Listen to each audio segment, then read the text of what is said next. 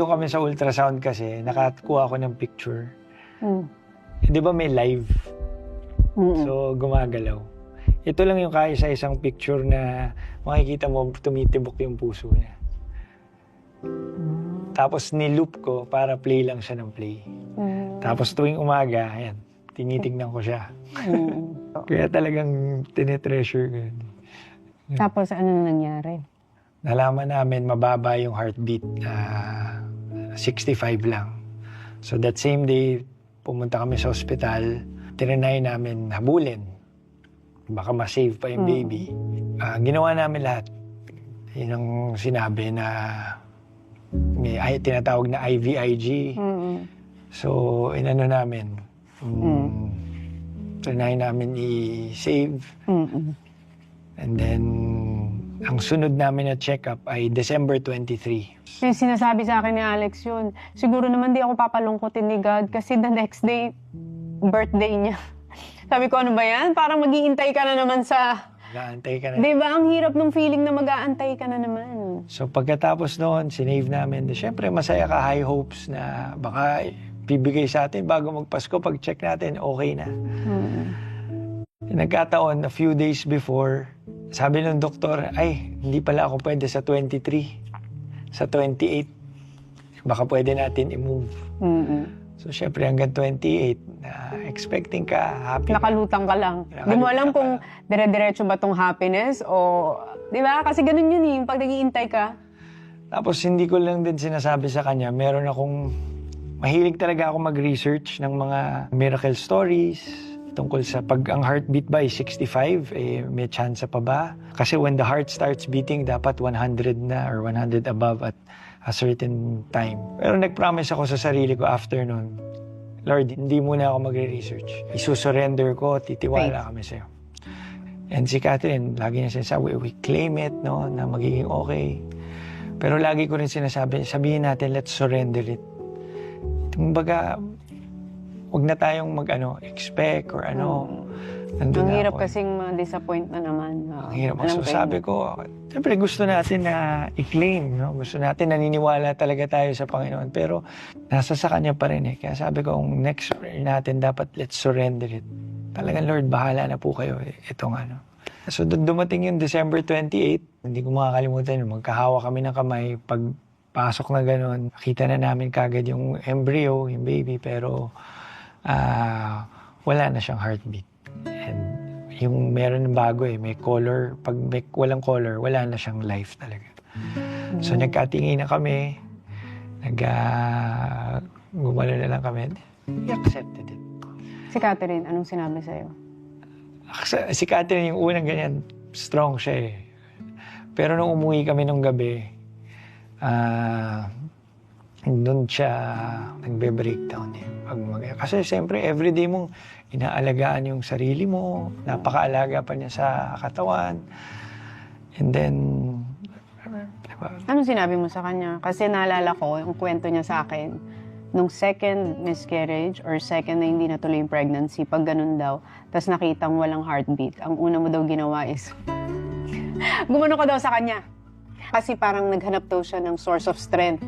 Kasi parang falling apart siya, tapos biglang pagtingin daw niya sa'yo, ang ginawa mo daw is, okay lang. Okay lang. Kasi minsan sinisisi niya yung Sarili niya. Oo. Tapos hindi ko makakalimutan okay na, wala na nga. Ito sabi ng doktor, kailangan na niyang uminom ng para mag-bleed siya. Nung umuwi kami, kakabili lang ng gamot. Tinatanong niya sa akin kung may chance pa ba bago inumin. Anong sinabi mo? Wala na. Yun talaga yung kinaawa ko sa kanya. Kasi bago niya tinatanong niya kung baka meron pa bang chance eh. Paano mo sinabi? Naghahanap siya ng truth sa'yo? Sa'yo siya naghanap ng... Doon ako medyo talaga. Hirap sabihin pero wala. Ginano mo na? Sinabi ko wala na. Naaral na natin. Sinabi na rin. Meron ng findings. Tsaka niya inunom? Nung tsaka na siya nag-start. Naawa ko sa kanya nung i-DNC na siya o yung RASPA, di ba? Nandun siya sa operating or delivery room. So, lalagyan pa lang siya ng anesthesia, nandun siya. Paglingon niya ganun, yung katabi niya, mami, tapos kalalabas lang ng baby.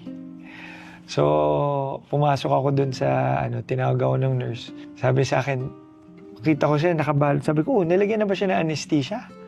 Binalot niya yung sarili niya. Yung pala, umiiyak siya kasi ang katabi niya, may baby shot, aalisin. So, iba talaga yung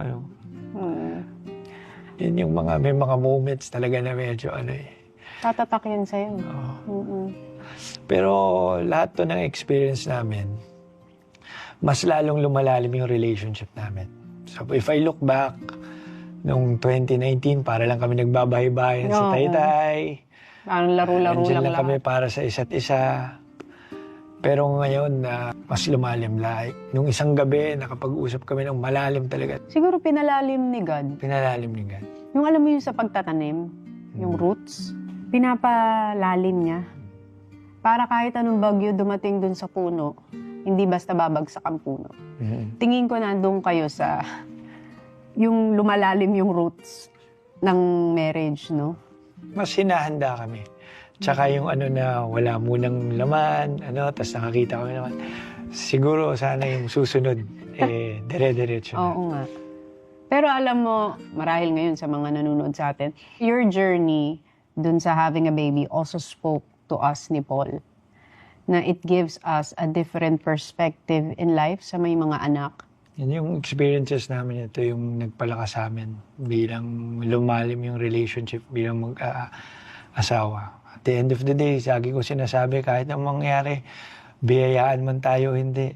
Tayong dalawa magkasama, okay lang. Okay lang. So kaya sabi ko sa kanya ngayon, dapat ang prayer natin, we surrender. Kung ano man, kung meron man, kung wala, okay lang. We will accept. Tatanggapin natin kung anong ipagkaloob sa atin. Kung isipin mo nga yung pinagdaanan nyo, parang sa loob ng 5 years, ang bigat agad ng binigay, no? Pero on a positive note, sinabi ko rin sa kanya, 4 years na tayong kasal, 3 beses ka na nabubuntis. So, kahit May pa paano, yung iba, ang tagal, never nakakita ng positive pregnancy. Yung friend ko, 15 years. Never at least nagkaroon. alam natin na kaya. Yung kailangan lang natin, pag nandyan, aalagaan na natin. So, paano mo ngayon i-describe yung relationship niyo ni Alex after 5 years of being married and after everything you've been through? I want to say happy. Masaya. Marami mang hindi maganda, hindi lang miscarriages, even with other things. Lalong lumalim yung pag nag-look back kami noong 2019, ngayon parang dati ang liliit na bagay na mga petty, pag-aawayan. Ngayon parang mas nakafocus kami kung paano ma-appreciate, mapapasaya, masusuportahan yung isa't isa. Ito gustong-gusto talaga ni Alex to. Kasi hindi mo pinanood yung kwento niya nung miscarriage niya, di ba? Ito papanoorin niya to. So, ano daw ang message mo sa kanya? So kung malaman niya na super thankful ako for trying your best to take care of yourself while carrying our third pregnancy, our third baby. Hindi man tayo pinalad ngayon, lumalim ang ating relationship at alam ko sa susunod, mas alam pa natin kung anong gagawin, mas na-appreciate pa natin yung isa't isa. And I love you and will always be here for you.